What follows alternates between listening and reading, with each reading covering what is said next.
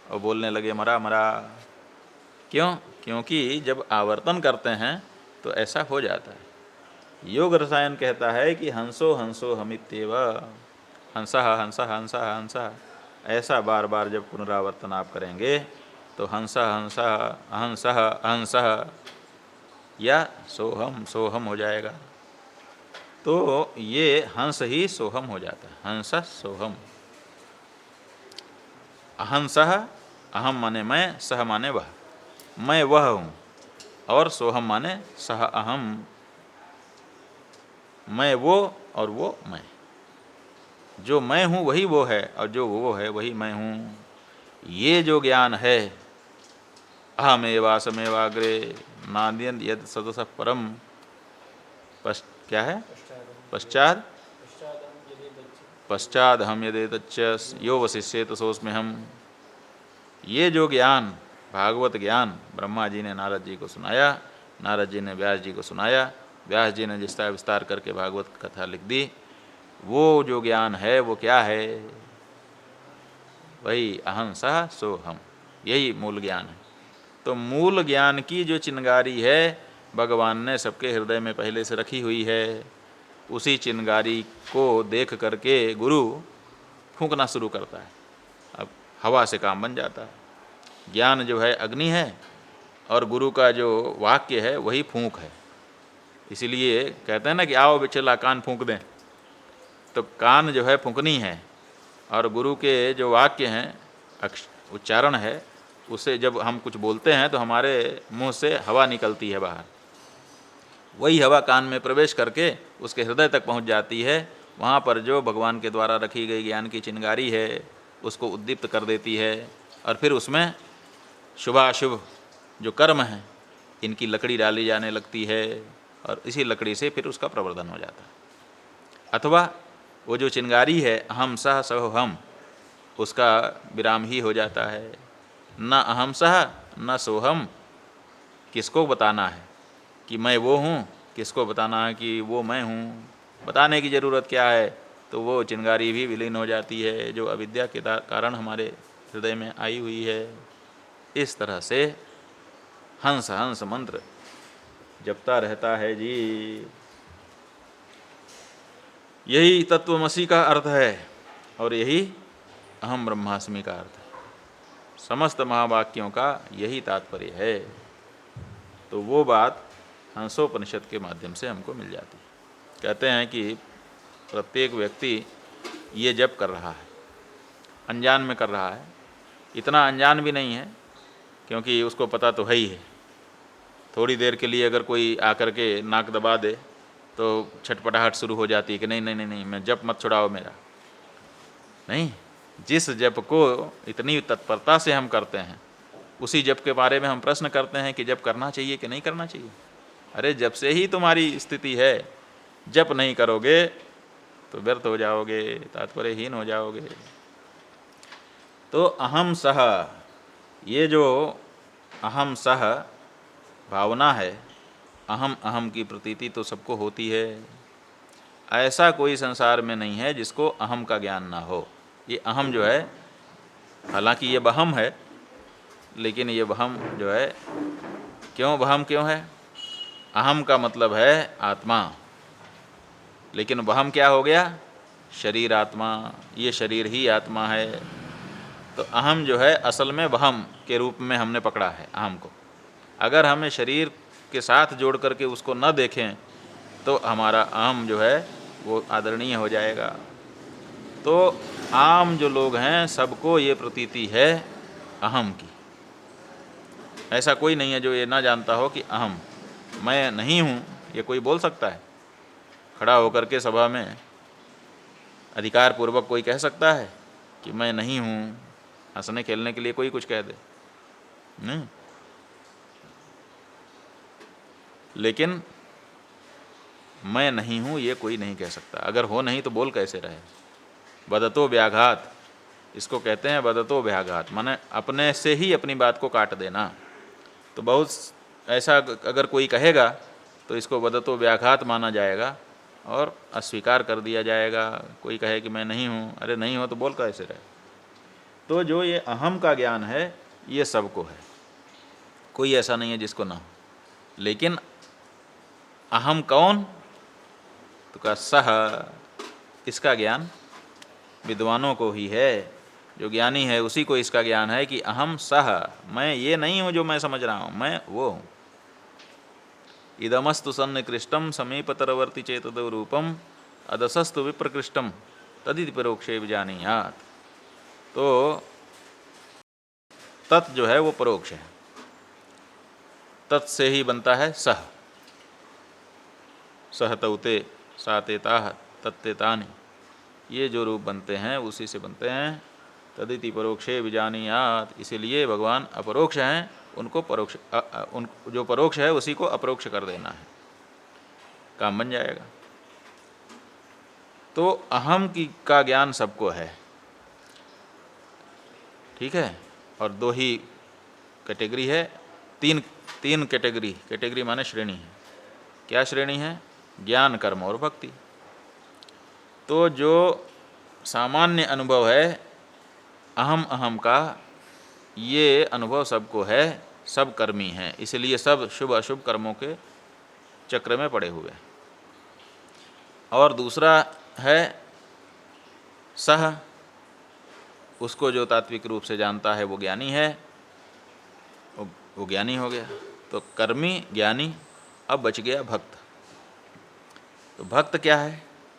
तो कहा कि ये जो सोहम है इसी के आगे एक और अक्षर लिख दो, दा। पहले अहम अहम की अनुभूति आपको हुई और फिर ज्ञान किसी ने दे दिया तो सोहम की अनुभूति हो गई। और सोहन की अनुभूति में भी अगर आप आनंद लेना चाहते हैं कि इस अनुभूति के साथ भी हम आनंदित रहें, तो उसी के आगे लिख दो दा। तो क्या हो जाएगा? दासोहम। सोहम जो है वो दासोहम। पहले अहम, अहम से सोहम, और सोहम का आनंद लेने के लिए दासोहम। जब आवश्यकता पड़े तो दास बन करके आइए, स्वामी का आनंद लीजिए और फिर उसी में विलीन हो जाइए। नहीं, लोग करते हैं।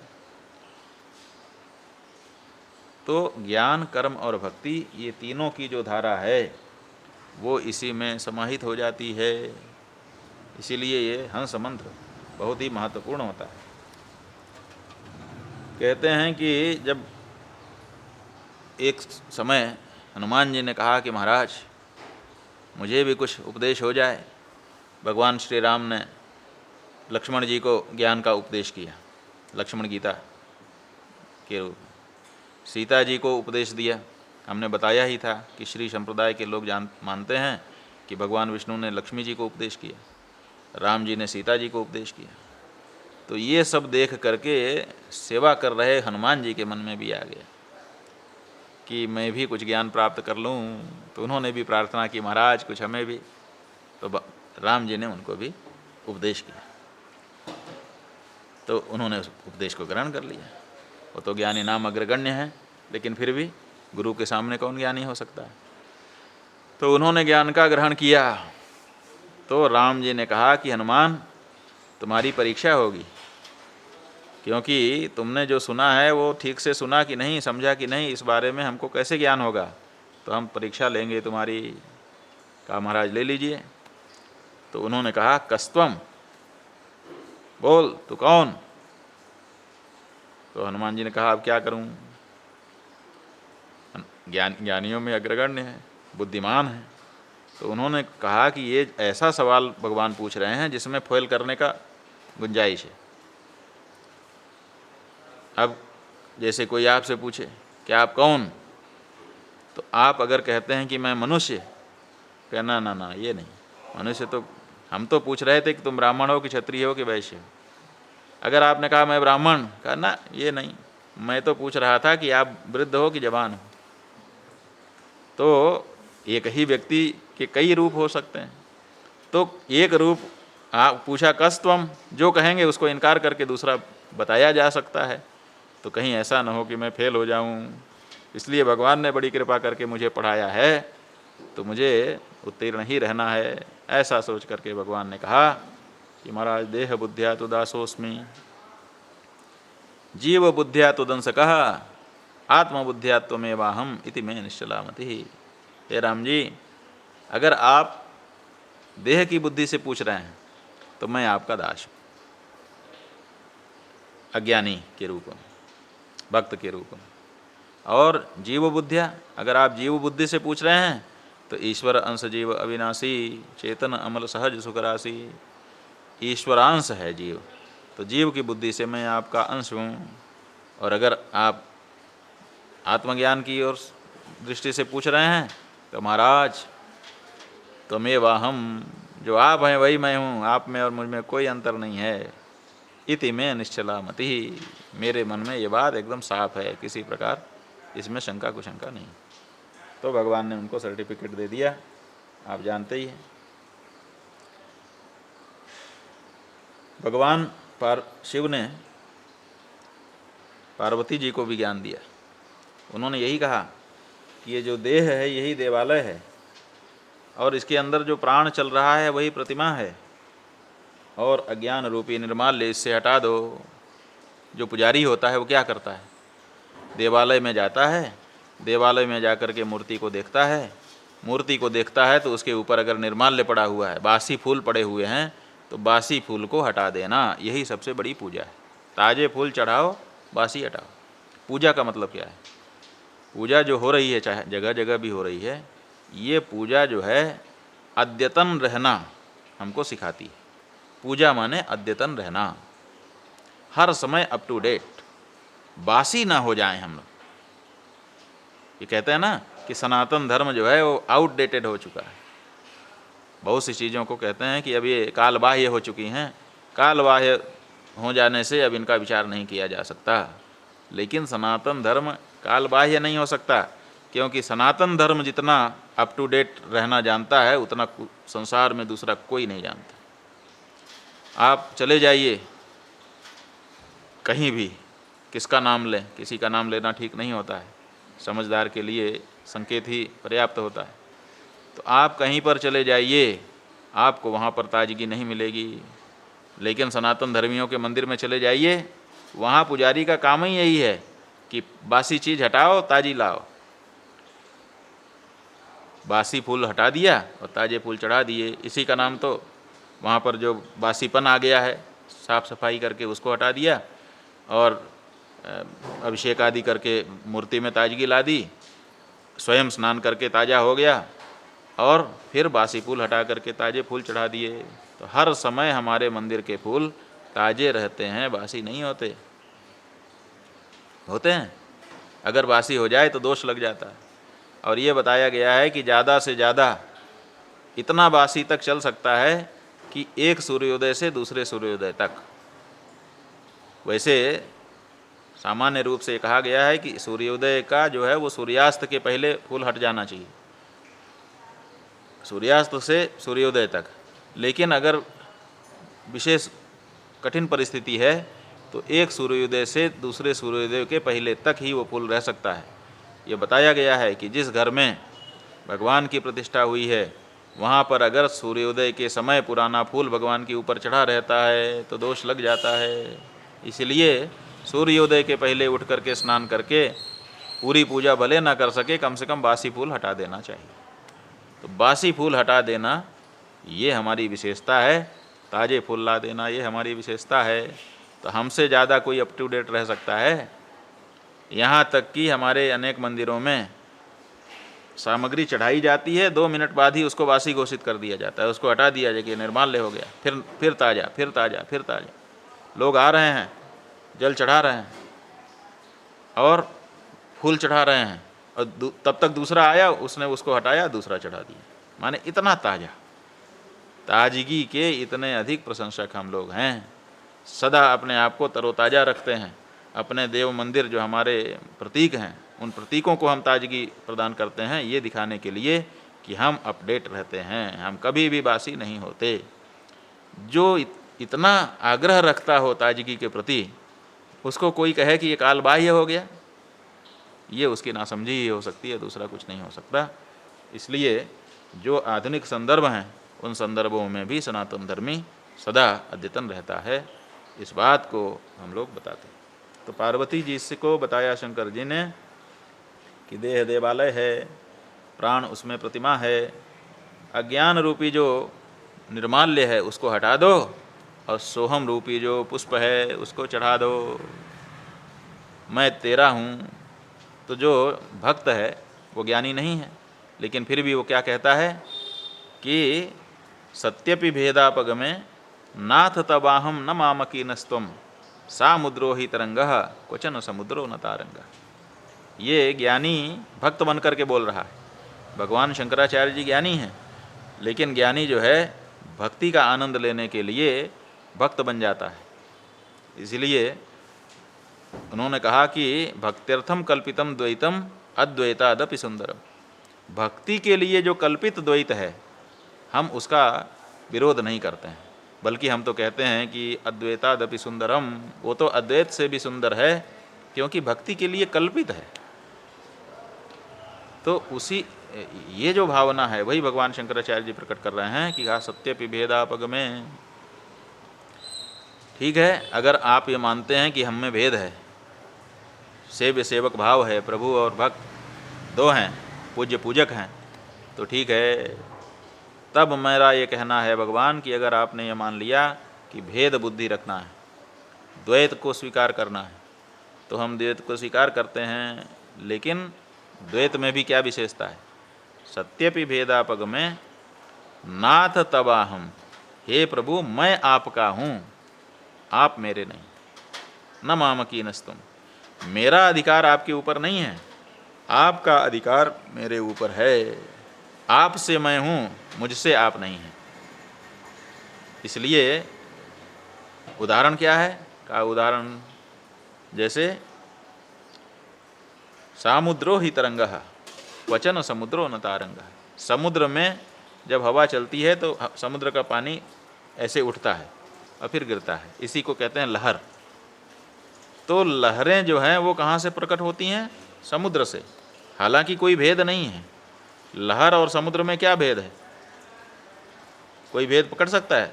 किसी समय कोई विद्वान से विद्वान व्यक्ति लहर को और समुद्र को अलग ऐसे ऐसे करके दिखा सकता है कि ये लहर है, ये यहाँ रखी है, और ये समुद्र है? ऐसा कोई कर सकता है? कर ही नहीं सकता। इसलिए अद्वैत तो प्रतिष्ठित है, अद्वैत की प्रतिष्ठा में कोई समस्या नहीं है, क्योंकि उसको द्वैत बनाया ही नहीं जा सकता। लेकिन व्यवहार तो दो का ही होता है। मैंने समुद्र की लहरें देखी, समुद्र को देखा और ऐसी ऊंची ऊंची लहरें देखी, तो जो व्यवहार है, व्यवहार में द्वैत दिखाई दे रहा है। लेकिन उनको कहो कि अच्छा द्वैत है तो दोनों अलग अलग दिखा दो, कोई दिखा सकता है? नहीं दिखा सकता।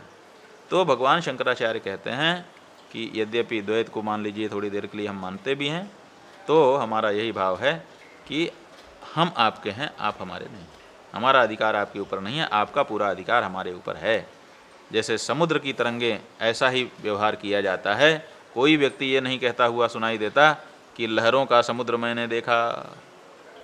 लहरों का समुद्र आप देखते हैं किसी को? लोग कहते हैं समुद्र की लहर मैंने देखी। लहरों का समुद्र नहीं होता, समुद्र की लहरें होती हैं।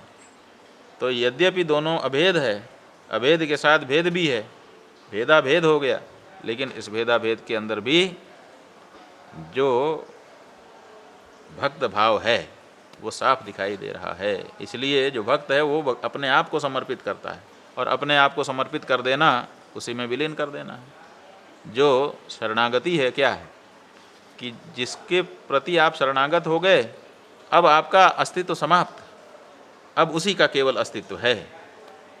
आप तो बस उसके सहयोगी के रूप में हैं, इससे ज़्यादा कुछ नहीं हो सकता। तो ऐसी स्थिति में एकाकारिता तो वहाँ भी बन गई ना, कि जिसके प्रति आपने समर्पण किया उससे आप एकाकार हो गए। अब आप अलग होकर के भी अलग नहीं हैं, क्योंकि आप अलग से अपना निर्णय नहीं कर सकते। तो भगवान ने कहा कि अज्ञान रूपी निर्माल्य हटा दो, और सोहम रूपी जो ताज़ा पुष्प है, ताज़ा कैसे होगा? ताज़ा ऐसे होगा कि अभी अभी निकली हुई सांस है, ताज़ी है ना। कल वाली सांस आपके पास संग्रह है? आपने कल वाली सांस का संग्रह करके रखा है कि उसको भगवान को चढ़ा देंगे, कि परसों वाली है? नहीं हो सकती। इसी समय की ताज़ी सांस जो है, वो ताज़ी सांसें, ताज़ा फूल हैं, ये ताज़े फूल भगवान के चरणों में चढ़ा दो तो तुम्हारा पूजन संपन्न हो जाएगा। देहो देवालय प्रोक्तः, देह को ही देवालय मानो। और हमने बताया ही था कि अथमाम सर्वभूतेषु भूतात्मानं कृतालयम अर्हेत दानमानाभ्याम मैत्र्या भिन्नेन चक्षुषा। भगवान कहते हैं कि मैंने प्राणियों के शरीर को अपना मंदिर बना रखा है, उसी में जा कर के रहता हूँ। तो देह देवालय है, प्राण उसमें प्रतिमा है। इस तरह से भगवान ने हंस साधना बताई है। ये जो हंस साधना है, अनेक ग्रंथों में इसका उल्लेख है, कई उपनिषदों में भी उल्लेख आता है, देवी भागवत में भी आता है। तो इससे क्या होता है? इससे भेद भी और अभेद भी दोनों हो जाता है, और इससे पता चल जाता है कि कौन क्या है। कहते हैं कि काकः कृष्णः पिकः कृष्णः को भेदः पिक काकयोः। कौआ भी काला है और कोयल भी काली है। कैसे पता चले? रूप रंग भी लगभग एक ही जैसा है दोनों का। तो कैसे पता चले कि कौन कौआ है और कौन कोयल है? दोनों एक जैसे हो गए, अलग करना मुश्किल है। ऐसे परमात्मा और जीवात्मा ये दोनों एक ही जैसे हैं। द्वा सुपर्णा सयुजा सखाया समानम वृक्षम परिशस्व जाते हैं। दोनों सुपर्ण हैं और दोनों परस्पर मित्र भी हैं, और सखा, दोनों सखा हैं। सखा माने क्या होता है? सखा माने जो सा माने साथ और खा माने खाए, उसी का नाम है सखा। नहीं, आप जिससे सख्य भाव लाना चाहते हैं, मित्रता लाना चाहते हैं, तो उसके साथ आओ जरा चाय पीते हैं, आओ जरा कुल्फ़ी खाते हैं, आओ जरा पानी पूरी। नहीं, तो जिससे आपका सख्य है आप उसके साथ खाते हैं, इसीलिए सख्य है। और अगर किसी से मित्रता करना है तो उसको बुलाइए और साथ में खाइए, उसको भी खिलाइए, आप भी खाइए, आपकी मित्रता हो जाएगी। जो साथ में खाए उसी का नाम सखा। अथवा विद्वान लोग कहते हैं कि समाना ख्याति ही ययो हो, जिन दोनों की ख्याति एक जैसी है वो भी परस्पर सखा हो जाते हैं। एक जैसी ख्याति कि दोनों एक ही साथ हैं, तो जब एक साथ रहने लगते हैं तो दोनों की एक ख्याति हो जाती है। तो उस दृष्टि से भी सखा शब्द होता है। तो को भेदः पिक काकयोः, दोनों एक हैं, इनमें भेद ही नहीं पता चलता है। कहा कि चिंता मत करिए, समय आएगा तो सब पता चल जाएगा।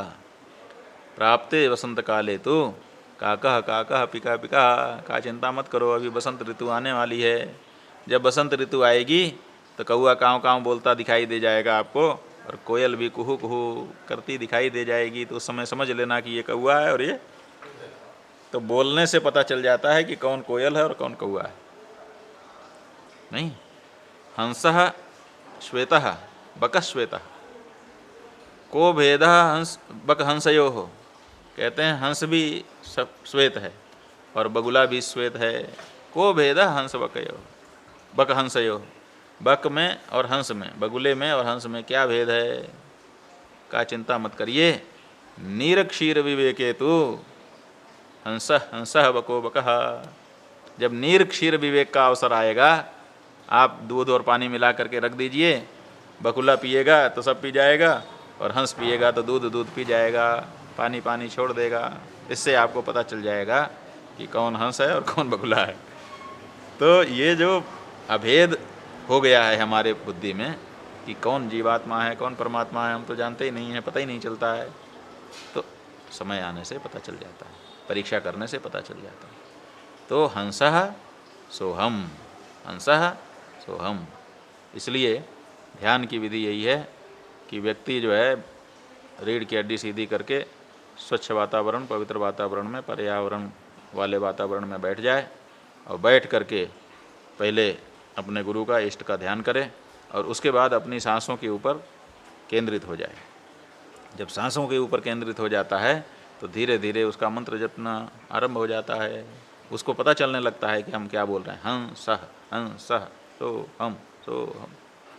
इस तरह से उसकी प्रतीति स्पष्ट हो जाती है, साफ साफ सुनाई देने लगता है। और कोई कोई तो कहते हैं, कोई क्या शास्त्र ही कहता है कि अगर प्रातःकाल सूर्योदय के समय कोई हाथ में जल लेकर के संकल्प कर दे कि आज से, अभी सूर्योदय से लेकर के अगले सूर्योदय तक अजपा जपम करिष्ये, मैं अजपा जप करूँगा, तो 21,600 बार ये जप होता है। 21,600 बार श्वासोच्छ्वास हमारा एक सूर्योदय से दूसरे सूर्योदय तक अहोरात्र में हो जाता है। इतने मंत्र के जपने का फल उसको मिल जाता है। क्यों? क्योंकि जब वो संकल्प किए रहेगा तो कभी कभी तो भूलेगा जब काम करेगा, लेकिन जैसे ही काम से खाली होगा तुरंत इसी पे आ जाएगा। तो जो जप करते हैं ना, माला लेके बैठते हैं, उनकी भी यही होता है। माला तो मन में फिरे, माला तो कर में फिरे, और जीव फिरे मन माहि, और मनवा तो चहुँ दिस फिरे। कबीरदास जी कहते हैं ऐसो सुमिरन ना ही, ऐसा सुमिरन नहीं है। ये कबीरदास जी की अपनी बात है। तो वो कह रहे हैं कि जब आदमी बैठता है तो माला तो हाथ में घूमती है, और जीभ जो है मुंह में घूमती है, और मन जो है वो चारों तरफ घूमता है, कभी घर जाता है, कभी बाहर जाता है, कभी कहीं जाता है, कभी कहीं जाता है। तो जो लोग माला लेके बैठते हैं वो भी निरंतर हर मन का आगे करने पर मंत्र जप ही देते हैं, जरूरी नहीं। सच बात यही। जब कोई बैठेगा, एकदम साफ बात है, आप कितने भी अच्छे भक्त हैं, कितने भी सतर्क रहते हैं, लेकिन जब करने लगेंगे तो कुछ समय के लिए मन इधर उधर चला ही जाता है। उस समय तो केवल हाथ ही माला को यूँ कर देता है, और अभ्यास के कारण, जैसे आप जब साइकिल पे बैठ करके चलाते हुए चलते हैं तो आपको पहले पैडल मारने का याद आता है, उसके बाद फिर आप बोर्ड देखने लगते हैं कि कहाँ कौन सी दुकान है, कहाँ कौन सा मकान है, कौन गाड़ी आ रही है, कौन जा रही, इसमें व्यस्त आपका मस्तिष्क हो जाता है। पैडल मारना आप भूल जाते हैं, लेकिन भूल जाने पर भी पैडल चलता रहता है। चलता रहता है कि नहीं? आपको याद रहता है कि मैं पैडल मार रहा हूँ? याद ही नहीं रहता, लेकिन पैडल तो चलता ही रहता है। आपके पैरों को इतना ज्ञान हो गया, उनमें भी इतना मस्तिष्क है कि अभी बंद नहीं करना है, चलाए रखना है, भले मुख्य ध्यान दूसरी तरफ चला गया। उसी तरह से जब हम जप करने के लिए बैठते हैं तो मन कभी कभी इधर उधर चला जाता है, हाथ में से माला और आगे बढ़ जाती है। तो ऐसा मन में नहीं सोचना चाहिए कि मेरा जप व्यर्थ हो गया।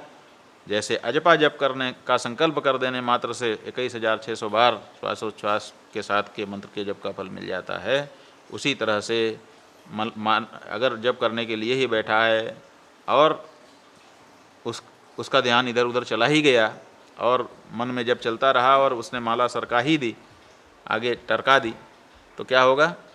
वो जप भी माना जाएगा। इसलिए घबराने की ज़रूरत नहीं। हाँ, लेकिन ये ठीक उसी तरह से है जैसे नाम की बात, जब महिमा हम लोग सुन रहे थे तो उसमें 10 नामापराध आए थे, और उसमें एक नामापराध ये था कि नामास्तीति विहित, नाम है इसलिए निषिद्ध वृत्ति विहित त्यागौ, निषिद्ध वृत्ति और विहित त्याग। कोई है ये सोचे कि नाम तो है ही है, पाप करके नाम का जप कर लेंगे उससे भस्म हो जाएगा, तो नाम का ये प्रयोग नहीं करना चाहिए। उसी तरह से कि अगर केवल माला टरकाते जाएंगे तब भी मंत्र के जप का फल मिल जाएगा, ऐसा सोच करके केवल माला टरकाने में नहीं रहना चाहिए, ध्यान देना चाहिए, मंत्र वर्ण में ध्यान देना चाहिए, इष्ट में ध्यान देना चाहिए, वो सही है। कभी अगर इधर उधर हो गया तो उससे कोई दिक्कत नहीं है, उससे आपका फल अक्षुण्ण रहता है। ये जप की बारीकी। तो समय आने पर स्पष्टता हो ही जाती है। ये कहते हैं कि जो हमारे षट चक्र हैं, मूलाधार, स्वाधिष्ठान, मणिपुर, अनाहत, विशुद्धि और आज्ञा, ये जो चक्र हैं, ये जो 6 चक्र हैं, इनके द्विक हैं, और इन्हीं में महाकाली, महालक्ष्मी, महासरस्वती 3 शक्तियाँ विराजमान हैं, और इसीलिए इनके देवता हैं ब्रह्मा, विष्णु, महेश, और ब्रह्म ग्रंथि विभेदिनी, विष्णु ग्रंथि विभेदिनी भगवती का नाम है। ये ग्रंथियों का भी भेद कर देती हैं। तो जो ग्रंथियाँ पड़ी हुई हैं 2-2 चक्रों के बीच में, उनको भेद देती हैं, तब एक सीध में आ जाते हैं, और तब वहाँ से जोर मारते हैं। जैसे ही जोर मारते हैं तो कमल खिल जाता है। कमल कहाँ है? सहस्रार में। तो ये सहस्रार कमल खिल जाए, इसके लिए सोहम सोहम सोहम, जब आप अंदर ले जाकर के हवा को रोकते हैं तब नीचे की तरफ मूलाधार की तरफ उसकी ठोकर जाती है, और जब बाहर की तरफ रोकते हैं तब ऊपर सहस्रार की ओर उसकी ठोकर जाती है। और वो ठोकर जो है वही जैसे किसी चीज़ में छेद करना हो, आर पार होना हो तो उसमें ठोकर मारते रहना पड़ता है, उसी तरह से ठोकर मारते मारते एक दिन जो है रास्ता बन जाता है, और रास्ता बनते ही चेतना वहाँ पर पहुँच जाती है और कमल खिल जाता है, सिद्धि प्राप्त हो जाती है, आनंद उपलब्ध हो जाता है। तो इसलिए सोहम सोहम, इसीलिए भगवान का एक नाम हंस है।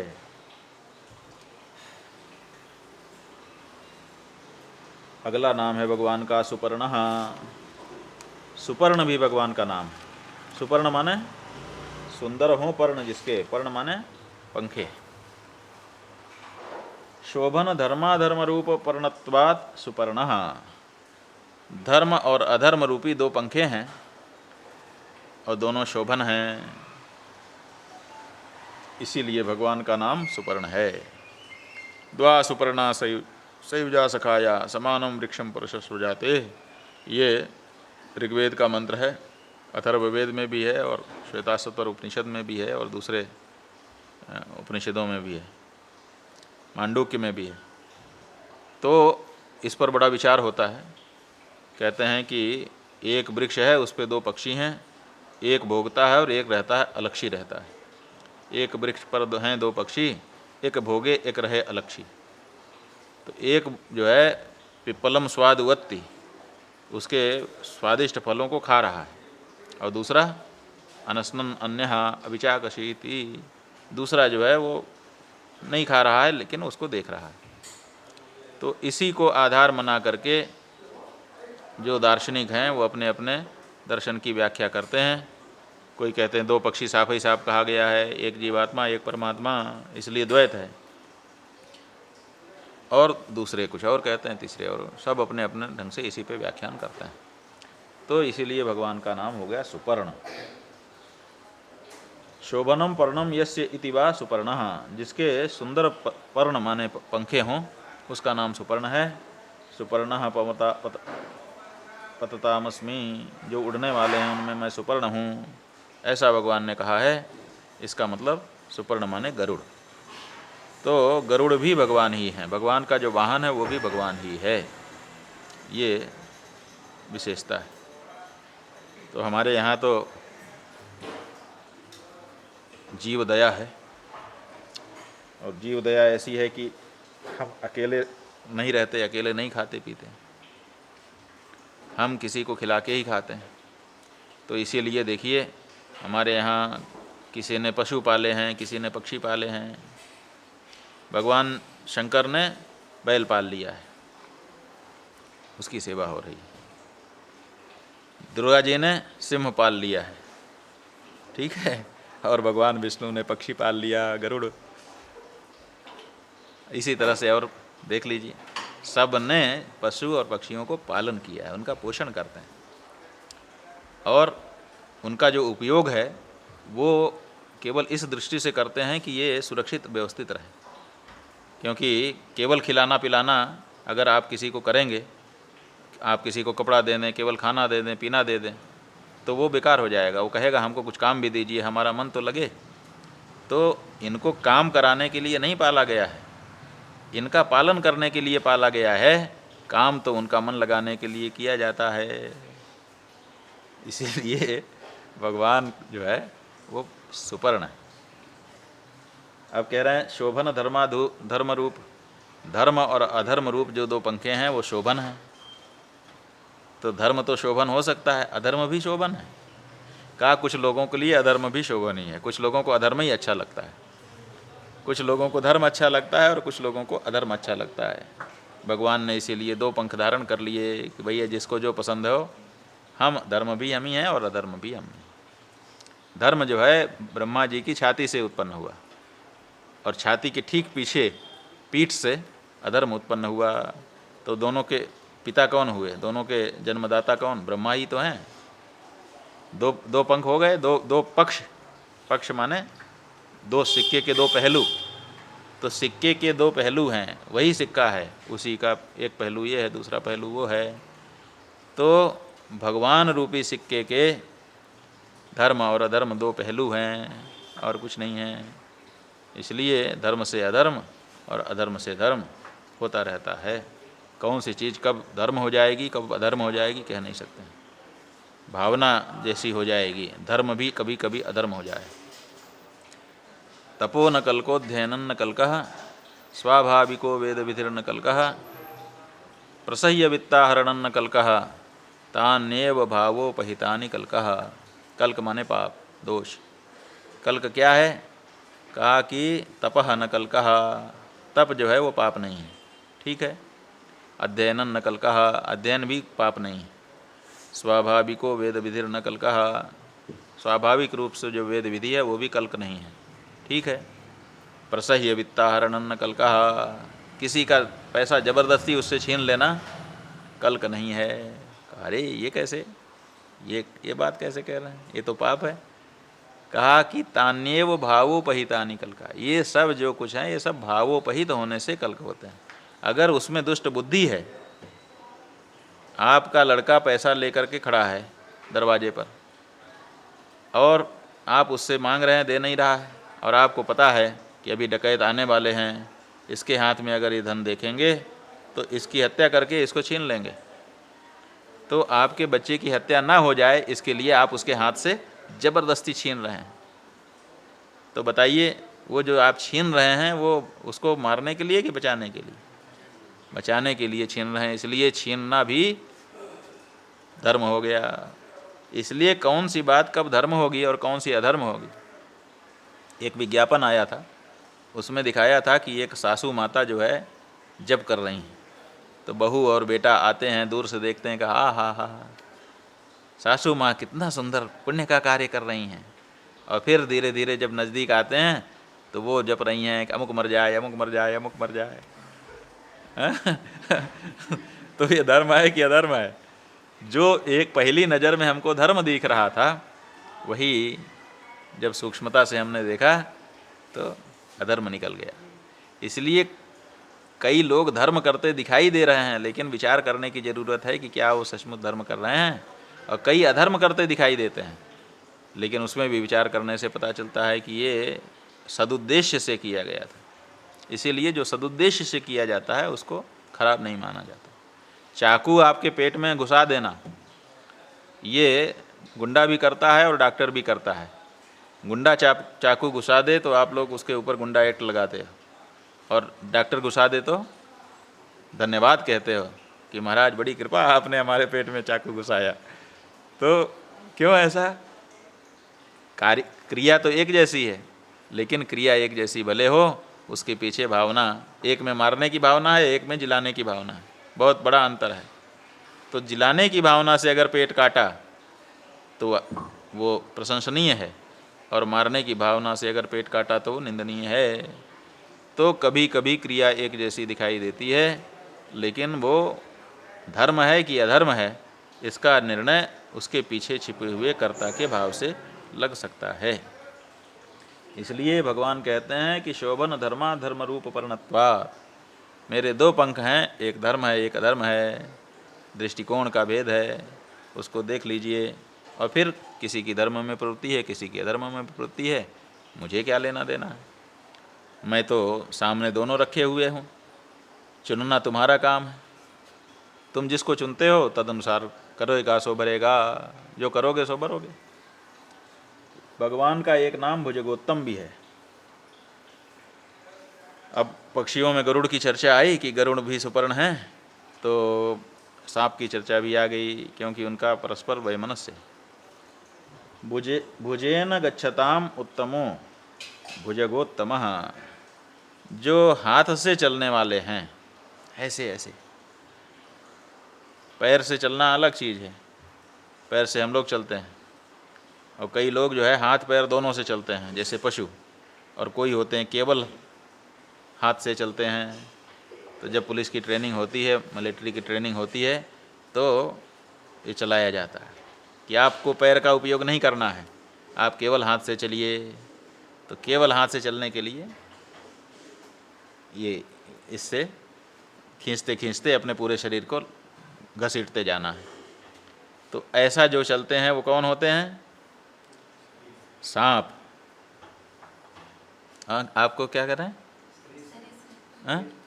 सरीसृप। हाँ, बहुत से ऐसे हैं जो इसी तरह से अपने शरीर को धीरे धीरे खींचते जाते हैं आगे। इल्ली भी ऐसे ही करती है, आगे गई फिर शरीर खींचा, फिर आगे गई, फिर खींचा, ऐसे। तो ये जो सरीसृप हैं उनमें सबसे बड़ा सरीसृप सांप है। इसलिए कहते हैं कि भुजेन गच्छताम, अपने भुजाओं से वो चलता है, इसीलिए उसका नाम है भुजग। भुजग माने सांप। तो भुजा से चले इसीलिए उसका नाम भुजग। और उसमें भी जो है भगवान उत्तम हैं। का भगवान सांप हैं?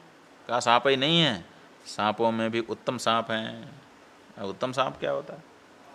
कहा कि भगवान ने शेषनाग का रूप धारण किया हुआ है, वासुकी नाग का रूप धारण किया हुआ है, इसलिए ये भगवान की विभूतियाँ हैं, इसलिए भगवान का नाम भुजगोत्तम है। भगवान का एक नाम है हिरण्यनाभ। हिरण्य माने सोना, नाभ माने नाभि में, केंद्र में हो जिसके।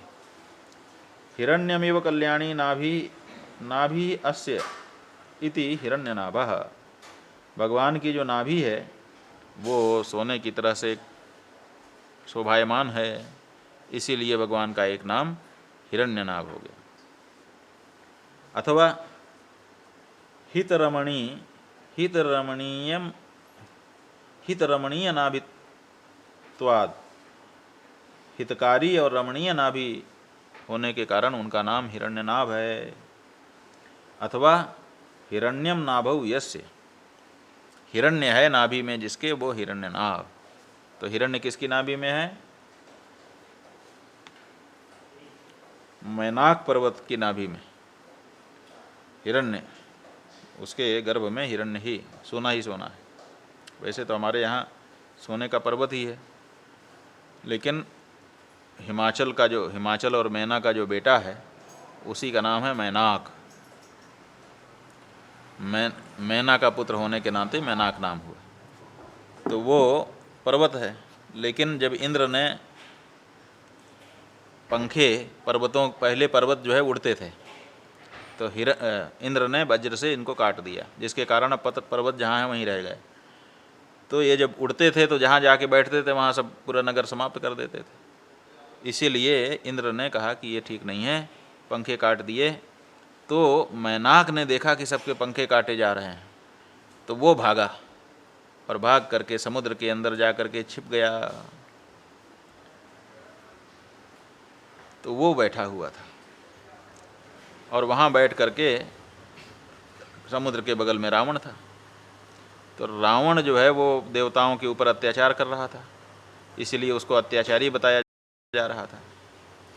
तो जब हनुमान जी सीता जी की सुधि लेने के लिए चले, तो देवताओं ने देखा कि हनुमान जी जा रहे हैं, इनका कुछ स्वागत सत्कार होना चाहिए, इनको विश्राम भी बीच में मिलना चाहिए।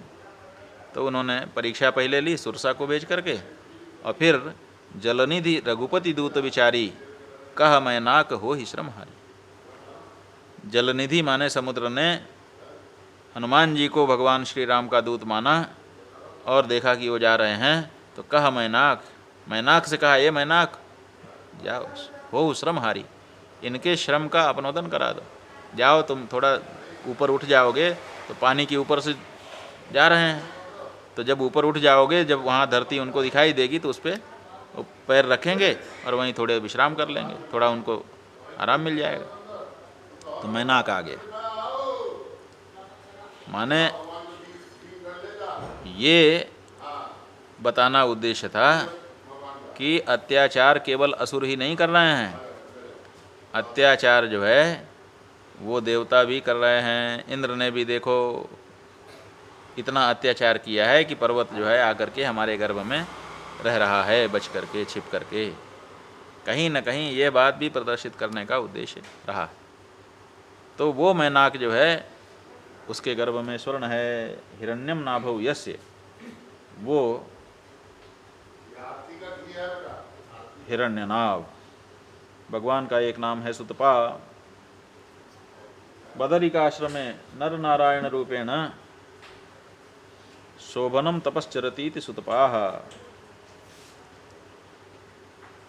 बद्रिकाश्रम में नर नारायण के रूप में भगवान स्वयं तपस्या कर रहे हैं, इसीलिए उनका नाम सुतपा है। मनसश्चेन्द्रियाणाम च एकाग्रम परमं तपः। तप क्या है? का मन और इंद्रियों की एकाग्रता ही परम तप है। किसी एक जगह पे मन और इंद्रियों को लगा देना, उसी का नाम तप है। यह तप नर नारायण ऋषि बद्रिकाश्रम में रह करके कर रहे हैं, इसलिए उनका नाम सुतपा है। और भगवान का एक नाम है पद्मनाभ। पद्ममिव सुबर्तुला नाभि, जैसे पद्म जो है सुंदर गोल होता है, उसी तरह से भगवान की नाभि भी है। हृदय पद्म से नाभौ मध्य प्रकाशनाद्वा पद्मनाभा का एक अर्थ ये हो सकता है, और दूसरा अर्थ ये है कि जो हृदय कमल है, उस हृदय कमल में भगवान विराजमान रहते हैं, इसलिए पद्मनाभ। पद्म में उन्होंने अपना केंद्र बनाया हुआ है, इसीलिए उनका नाम पद्मनाभ है। यहाँ पर भी प्रचोदरादित्वा साधुत्व, प्रचोदरत्वादि गण में पठित होने के नाते पद्मनाभी होना चाहिए था, लेकिन पद्मनाभ शब्द बन गया। प्रजा नाम पति, प्रजा पिता प्रजापति। भगवान का एक नाम प्रजापति भी है। प्रजा माने प्राणियों के पति होने के कारण, स्वामी होने के कारण उनका नाम प्रजापति है। अमृत्यु सर्वदृक् सिंह संधाता संधिमान स्थिरः अजो दुर्मर्शन शास्ता विश्रुतात्मा सुरारिहा। अमृत्यु, भगवान का एक नाम अमृत्यु है।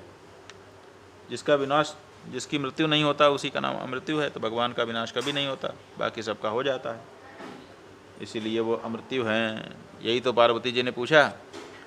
भगवान शिव मुंडमाला पहन करके बैठे हुए थे गले में, तो एक दिन पार्वती जी ने पूछा कि स्वामिन ये बताइए कि ये मुंड किसके हैं जिनकी माला बना करके आपने पहना है? कहा ये तो तुम्हारे ही हैं। कहा तो हमारे मुंड? कहा हाँ, तुम्हारा अवतार होता है, फिर तुम चली जाती हो, तो तुम्हारे प्रति प्रेम के कारण, अतिशय प्रेम के कारण तुम्हारे मुंड की माला बना करके हम गले में धारण कर लेते हैं। कहा अच्छा, तो महाराज ये तो ठीक है, आपका प्यार बड़ी बात है, इतना आपका स्नेह हमारे ऊपर है, लेकिन महाराज ये बताइए कि मैं तो बार बार मर जाती हूँ, मेरे मुंड इतने हो गए कि उनकी माला बन गई। माला तो एक की तो बनती नहीं, और आप आप नहीं मरते हैं? कहा ना, मैं नहीं मरता। कहा तो आप क्यों नहीं मरते हैं? कहा विष्णु सहस्त्र नाम पढ़ लो, हमारा नाम अमृत्यु है। कहा विष्णु सहस्त्र नाम तो विष्णु का है। कहा विष्णु का सहस्त्र नाम शिव का है, और शिव का सहस्त्र नाम विष्णु का है। शिव विष्णु में कोई अभेद है। कहा वो तो ठीक है, वो तत्व की बात है, मैं जानती हूँ, लेकिन ये आप साफ साफ बताइए महाराज कि ऐसी क्या बात है जिसके कारण मैं तो मरती रहती हूँ बार बार और आप नहीं मरते हैं? कहा वो अमर कथा है। कहा तो अमर कथा हमको सुनाइए। जिद कर लिया, और जिद करने के बाद अमर कथा भगवान को सुनाना पड़ा, ये आप लोग जानते ही हैं। तो भगवान अमृत्यु सर्वदृक्, भगवान का एक नाम सर्वदृक् है। सर्वदृक् माने प्राणिनाम कृताकृतम सर्वम पश्यति इति स्वाभाविकेन बोधेन इति सर्वदृक्। सहजतया समस्त प्राणियों के कर्मों को जो देखते रहते हैं, उन्हीं का नाम है सर्वदृक्। और भगवान का एक नाम है सिंह। हिनस्तीति सिंहः, हिंसा करने के कारण इनका नाम सिंह पड़ गया। प्रचोदरादि गण में पठित होने के कारण हिंस के स्थान में सिंह प्रयोग हो गया। उल्टा करके बोलने की, हमारे यहाँ अनेक चीज़ों को उल्टा करके बोलने की भी प्रथा है। तो सिंह हिंस की जगह सिंह बन गया। इस तरह से भगवान के 200 नाम पूरे होते हैं। बोलिए भगवान विष्णु की हर हर महादेव। अब 200 संख्या आ गई, इसका लंघन अभी नहीं करते हैं। अब वैशाख मास में तो